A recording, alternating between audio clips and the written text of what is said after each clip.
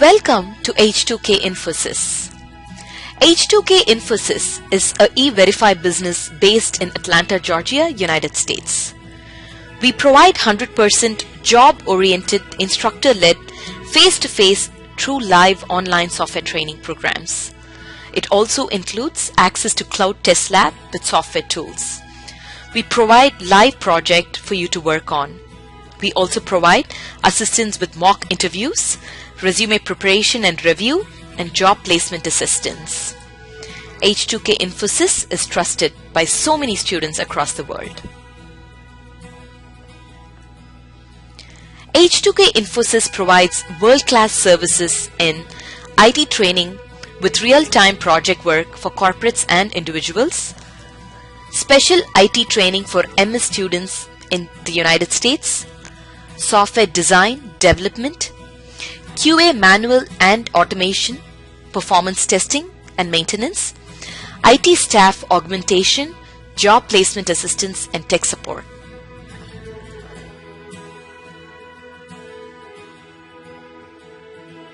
In the site application, which is the database folder? Like I couldn't. Do we have to do any presets to view the database folder in my site application? Yeah, I think I already sent you the link. Most of the time, you will get that in this, but it all depends on the project folder. Sometimes this one you can say program files 86 folder. It all depends. Like if it is Windows 7, probably you have a program files 86. Okay, I went on the same. Not sure with the 86 part, but I did go through the same, and I did open the Flight app. But what would be the file extension? I don't see the .mdb. If I click on it, it says that you need to open this file. Windows needs to know what program created it. All right, maybe then in that case you don't have Microsoft Access installed on your system. Oh, okay. But that's not a problem. Like you can directly use it in QTP. Okay, you don't need Microsoft Access. If you want to open, then only you need the Microsoft Access. Otherwise, for your scripting and other things, still it works, even if you don't have Microsoft Access also. Okay, but how do we verify? For us to open, if we want to open a database verified, then we need it. Yeah. That's it. Okay.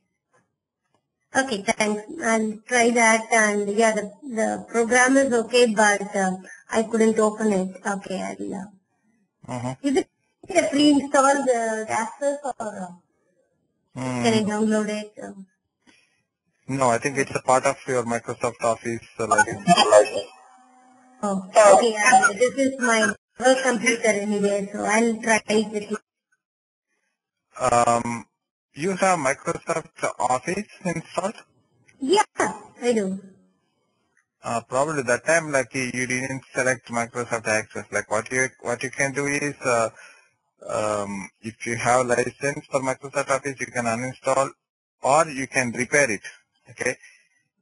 So you go to Control Panel and then you can repair Microsoft Office, and that time it's going to ask, do you want to install Microsoft Access also? Okay. Go here. Yeah, and you see Microsoft Office right here, and then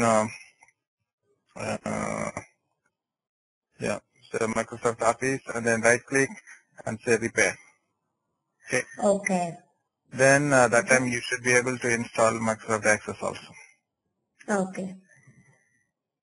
And this is my work PC, so I will make sure check it the service just to make sure that I don't mess up anything. Yeah, then if it is a office, then it's more easy. Like you can simply ask your administrator, and then he's going to install it. Okay, I'll do that. Thank you. Yeah. Okay. All right. So, any other questions?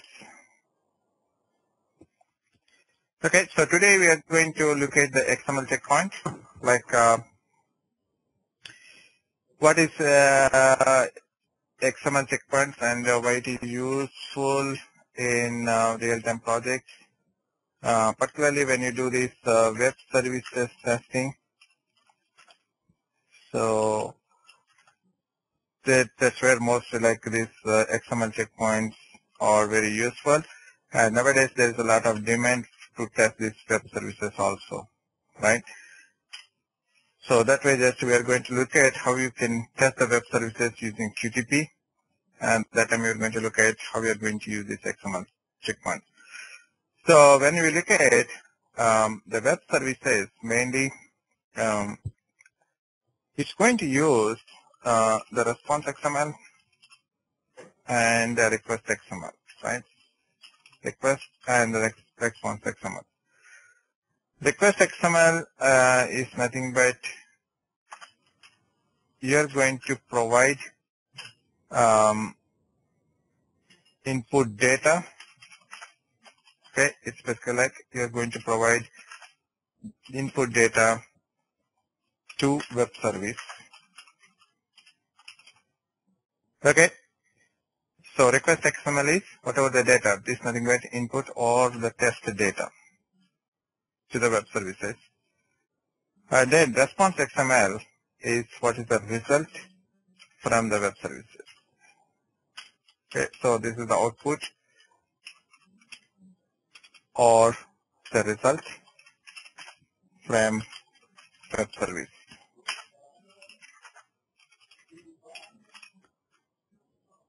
So mainly where these web services are useful. So what is a web service? Okay, so let me quickly give you an introduction on this. Web service is basically a component. Okay, web service is a component that is useful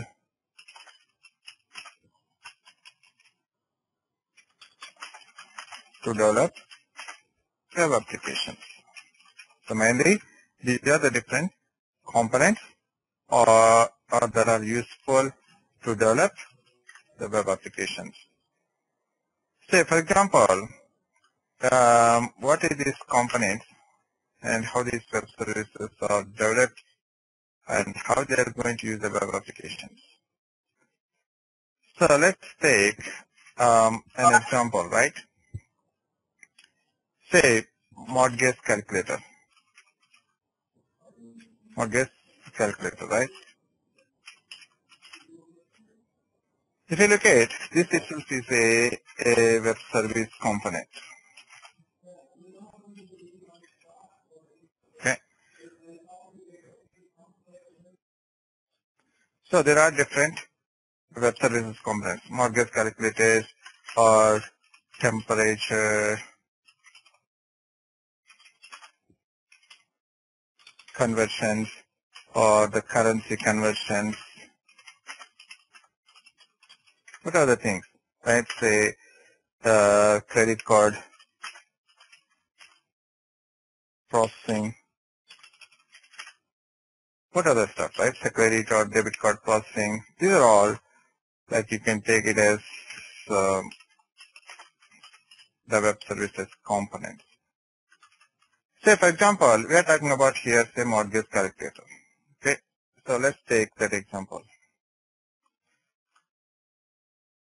So whatever the bank, whether it's a Bank of America, Wells Fargo, Charles Schwab, or SunTrust, whatever the bank, this mortgage calculator is going to be same, right? Whatever the bank it is. Only just the parameters are going to change. Okay, some bank offers 4%, the other bank offers 3.85%, the other bank offers 3.5%. Only the parameters is going to change, and the mortgage loan amount, how much you're taking, and then what's the duration. Those are the parameters that is going to change. How it's going to calculate your PMI, right, per month installments, like how much you're going to pay, that depends on the parameters. But the basic calculation is same. So whatever the bank you take, the mortgage calculator is basically the same. Only how you're going to input the parameters, that's going to be different from bank to bank, right?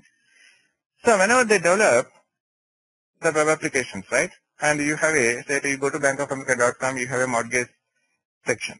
There they're going to display mortgage calculator, right? And then before you apply for the loan, just you want to make yourself, okay, how much you're going to pay monthly. Then what you say, you open that mortgage calculator, and then you're going to input what's your loan amount, say 200K, and then interest rate 4%, and then you're looking for 30 years. You input all these parameters, right? And then it's going to say, hey, this is your monthly payment. Even Wells Fargo also is the same calculator, but you input different parameters. So all these banks, they are going to use the same calculator. Basically, these calculators will be developed by some third party, right? And what these banks are going to do, they pay for their service, right?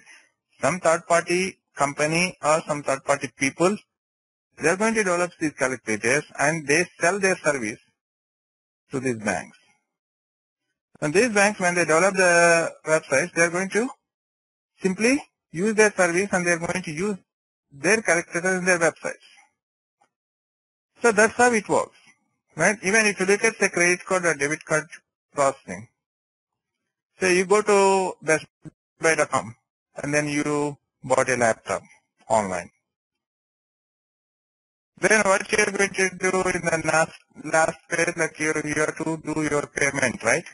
And then you are going to select Visa or MasterCard. And then you have to give the credit card number, your expiration date, and the secret code, security code. Then what happens? Once you select all these options, once you say submit, then it has to validate your code and all the stuff information, right? That's a web service. That's also a component. Basically, it has to process your information online. It has to connect to the MasterCard or Visa card server and then authenticate whether you are a valid card member or not. And then your card will be processed and your order will be processed. Otherwise, it's going to say, hey, this card is not valid. So that kind of stuff is basically part of your the web service components. Like some third-party company, say for example, you are good at to develop say mortgage calculator. Like you are a good developer, and then you can develop some components, right? But then you can. There are basically called in this web services. There is a UDDI services. These are basically like the services you need to register for this. Otherwise, how these banks will know? Okay, who are all developing these mortgage calculators? Whoever develop this calculator, they are going to register on these services. And then the other companies, whoever is looking for that kind of service, they come and search. Okay, so then, oh, okay, so-and-so company and so-and-so person is developed such kind of service, and they are going to contact that particular person, and then they are going to negotiate how much it's going to cost, and then they have to pay for their service, and they are going to use their service in their applications. So that is the whole concept behind these web services. Okay, those are basically the components. Like the mortgage calculator itself is a component, and they are going to use that component in their applications, like in bankofamerica.com or wellsfargo.com. So in layman terminology, that is the thing how these web services are going to work. And then, so if you want to know more about these web services, so what I suggest is, anyway, like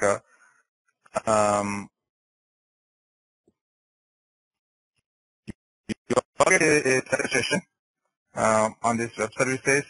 I encourage you to participate that session from Chech Infosys. There actually, we exclusively talk about the theory part of it, the concepts behind the web services. Okay, right. In in today's class, our main focus is on how we are going to test those web services using QTP. Even you can also go through this site, w3schools.com, and they talk about the theory concepts. So what is this, what are the web services, and how it will be developed. Okay. So if you look at here, so this is the learn about the web services.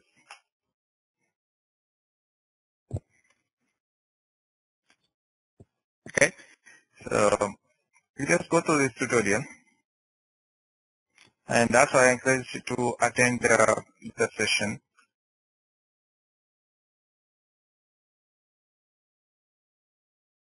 Okay. So this is the one. How this web services works, how it is. It's basically XML plus HTTP. So HTTP is a protocol, right?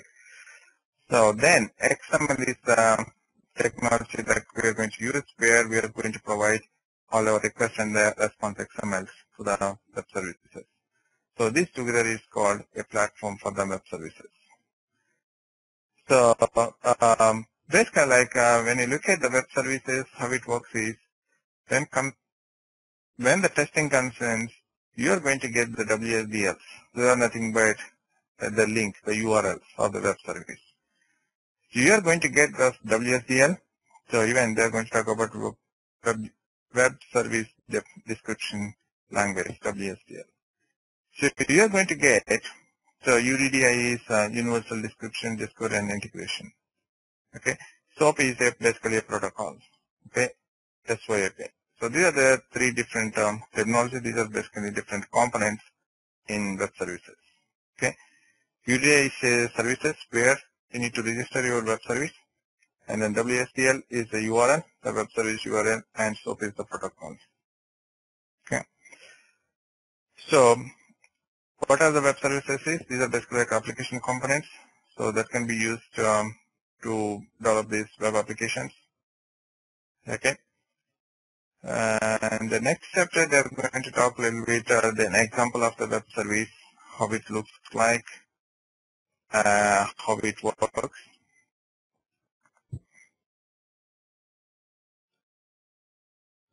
Okay. So they're going to talk about what is what is SDI and what is UDDI. And then here they gave an example how the web service. This is basically like temperature conversion. Okay. How to convert temperature from Celsius to Fahrenheit and Fahrenheit to Celsius. So even we are going to use the same WSDL example in our QTP scripting to test this web service. Okay. So here in this link, if you click on this example web service, then you just click on this Celsius service description, then you will get this WSDL link. So you are going to use this WSDL link in QTP. So even this is the link you will get from the development team. Okay, here this is the web service, and then you are going to use this WSDL to test it. Okay. All right. So now let me tell you like how these things work in QTP, how you are going to test the WSDL. So basically, in QTP, you have to make sure web service add-ins should be installed. Okay. So this is the web service add-in you need to install, and you need to check when you test the web services. Okay, web services add-in is required. So once you check in this one and then click OK.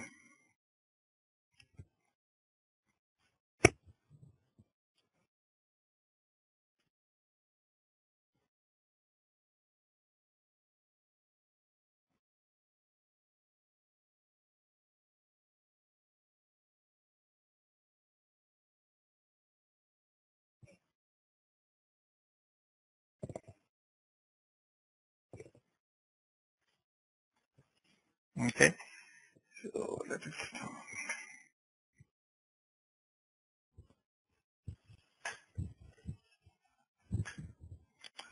All right.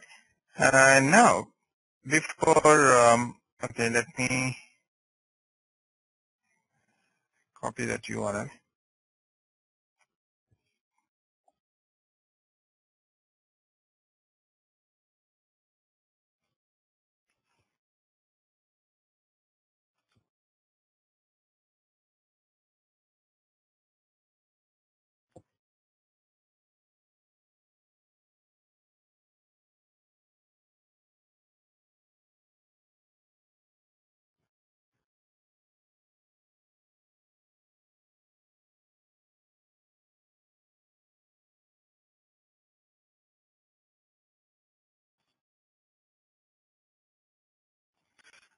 Okay, so let me go through the site.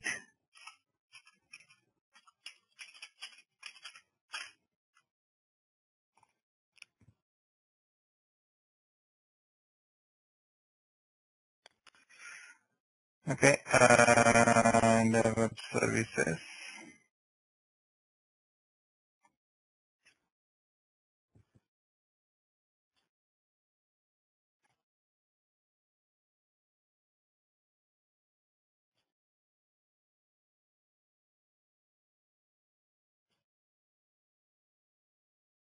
Okay, this is the service description, and this is the URL. So we are going to use this WSDL, and when you test it, so if you go to QTP, once you have that add-in installed and checked, under automation, you will get this wizard, web services testing wizard. You will see this wizard menu once you check that web service add-in. So select this, and then you're going to, so this is the welcome screen again. So click next, and this is where you're going to provide the WSDL URL. Okay, so paste it. Okay, so this is the one that you're going to get from the development team, course site web service URL, and then click next, so that it's going to scanning that WSDL and it's going to show you what are all the different operations that we can perform on this web service. These are the two different operations, right? Celsius to Fahrenheit and Fahrenheit to Celsius. So now, basically, you're going to test these operations whether they are working properly or not, right? That's the main part of the testing. You're going to test the web services, and you're going to check all the operations available from this web service, they are working properly or not. So, okay, so either you can test one by one, or you can check both the operations. So if you want to check both the operations, you can click the second button, so that all those two operations were added. Because we want to test these two operations, whether they are working properly or not, right? And then, so click next. And now, you see, a checkbox here, add XML checkpoint after each relevant step. That means it's going to add the checkpoint. That's where you're going to provide all your expected results from this web service. So click finish. So now it's going to click OK. So it's going to generate the script now. Okay. That's part basically like you're going to run that wizard.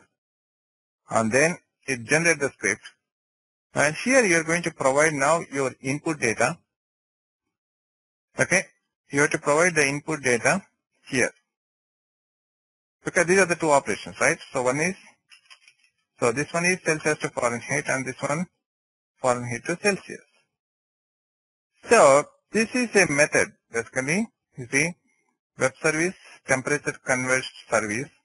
Dot Celsius to Fahrenheit is one of the methods, one of the operations for this service.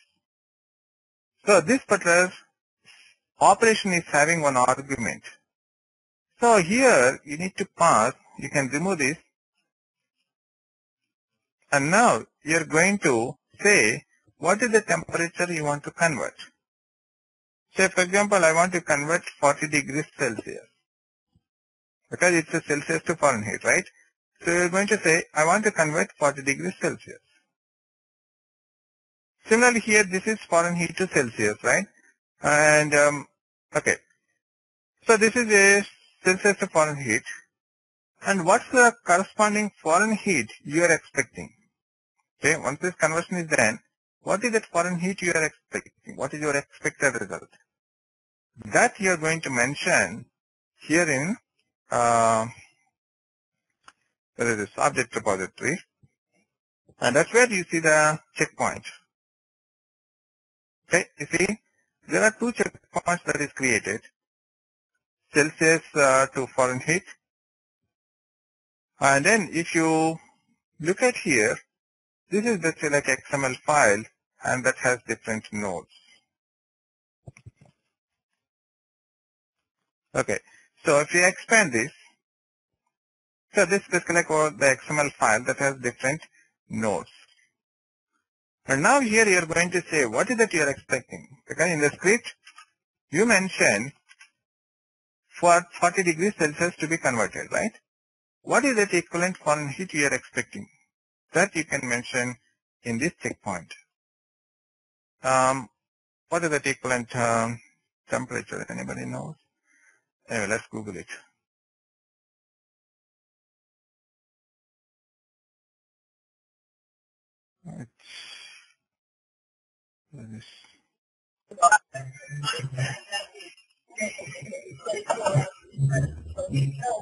Hello?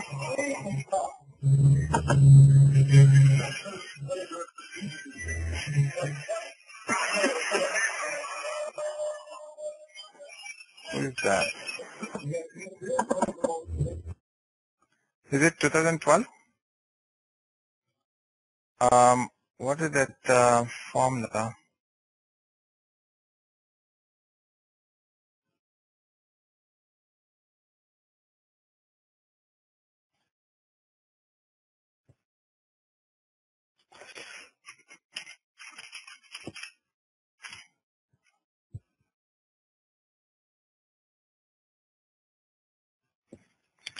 So 40 degrees Celsius.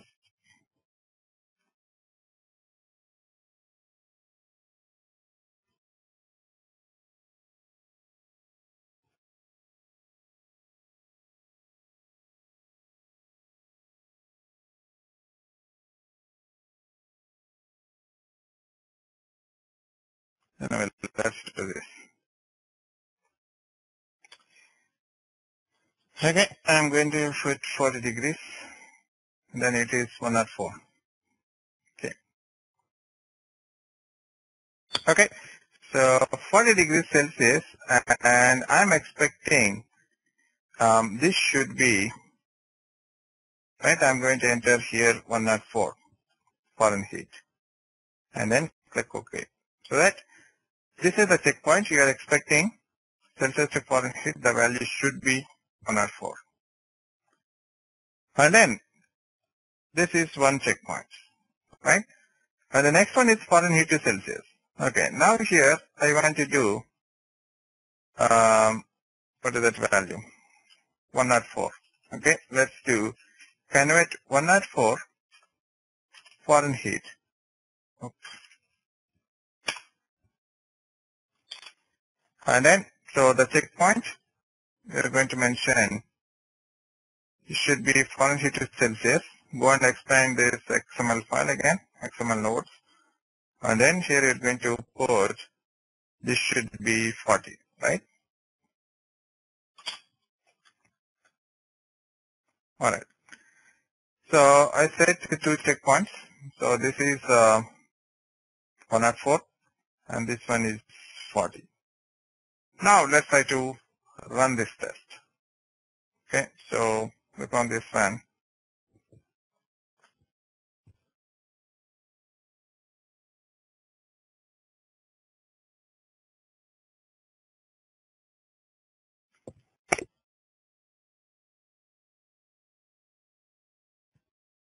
Okay, so the test is executed, and now let's look at the results.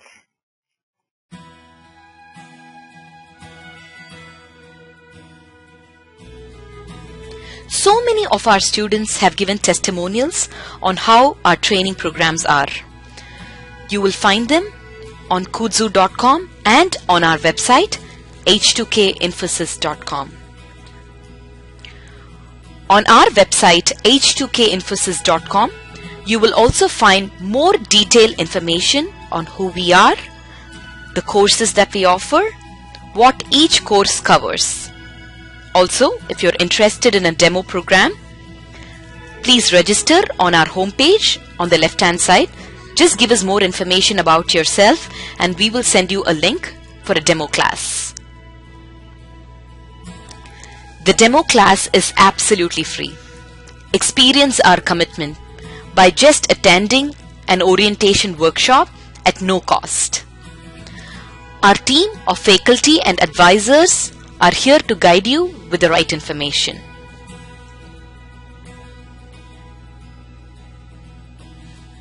If you still have more questions, please feel free to call us. Call us at 770-777-1269. This is a United States number. If you're calling from the UK, call us at 020-337-17615. You can also email us at training@h2kinfosys.com or h2kinfosys@gmail.com.